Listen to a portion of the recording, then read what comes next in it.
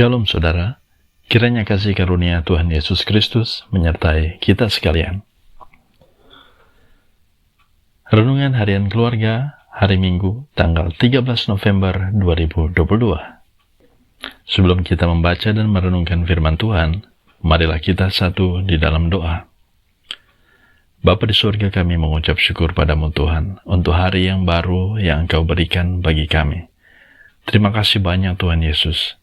Saat ini sebelum kami beraktivitas memulai hari yang baru ini, kami hendak membaca dan merenungkan firman Tuhan.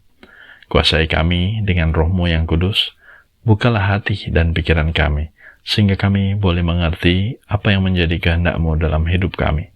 Terpuji nama-Mu Tuhan, di dalam nama Tuhan Yesus kami berdoa. Amin. Saudara-saudara yang dikasihi Tuhan, RHK hari ini mengangkat tema, bertolong-tolonglah menanggung beban. Adapun pembacaan Alkitab terdapat di dalam Galatia 6 ayat 1-3.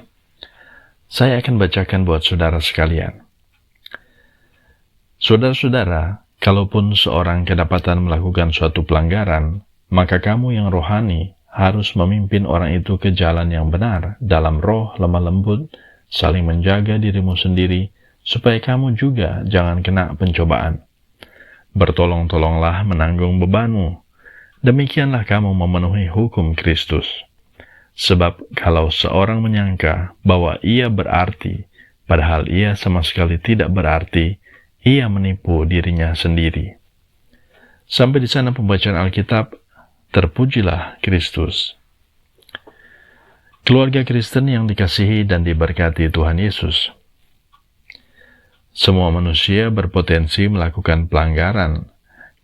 Karena itu, jika seorang percaya mendapati saudaranya melakukan pelanggaran, maka dalam pembacaan Alkitab ini, Paulus meminta agar supaya mereka yang rohani memimpinnya ke jalan yang benar dengan roh lemah lembut.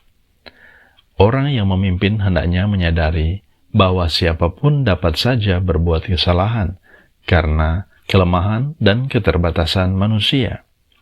Sehingga ketika saudara kita dalam kesulitan, tolonglah dia, topanglah dia, sehingga imannya dipulihkan kembali dan ia kembali hidup dalam kasih karunia Allah. Karena itu panggilan untuk memimpin orang ke jalan yang benar, hendaklah tidak mengatakan bahwa pemimpin atau penuntun itu adalah orang sempurna. Keluarga Kristen yang dikasihi dan diberkati Tuhan Yesus. Tuhan Allah memerintahkan kita untuk saling mengasihi. Dalam Ayub 6 ayat 14 dikatakan, siapa menahan kasih sayang terhadap sesamanya, melalaikan takut akan Yang Maha Kuasa. Karena itu setiap kali membantu sesama, kita sedang memenuhi firman Tuhan Allah, dan sedang menjadi mitranya. Sebab hidup ini bukanlah kompetisi, bersaing untuk saling menjatuhkan, membiarkan saudara yang lain jatuh dan menelantarkan, melainkan hidup beriman adalah saling menolong, menanggung beban. Siapa yang menaruh belas kasihan kepada orang lemah, Tuhan Allah membalas perbuatannya itu dengan memberi berkat. Dan siapa yang menganggap diri sempurna dan lebih berarti dari orang lain, ia menipu dirinya sendiri.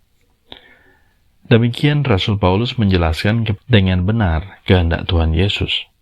Sebab siapakah yang tidak punya kekurangan dan kelemahan?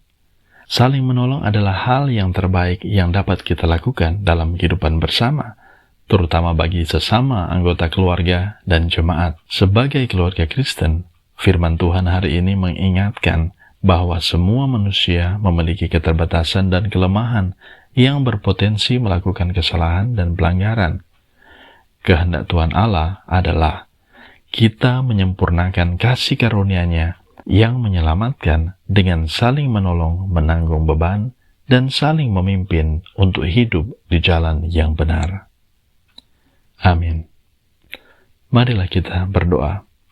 Bapa Surgawi, terima kasih karena Engkau mengajar kami untuk memimpin atau memulihkan sesama kami yang melakukan pelanggaran ke jalan yang benar. Tolonglah supaya ketika kami menolong orang lain, kami tidak tergoda untuk menyalahkan dan menghakimi sesama kami yang lemah.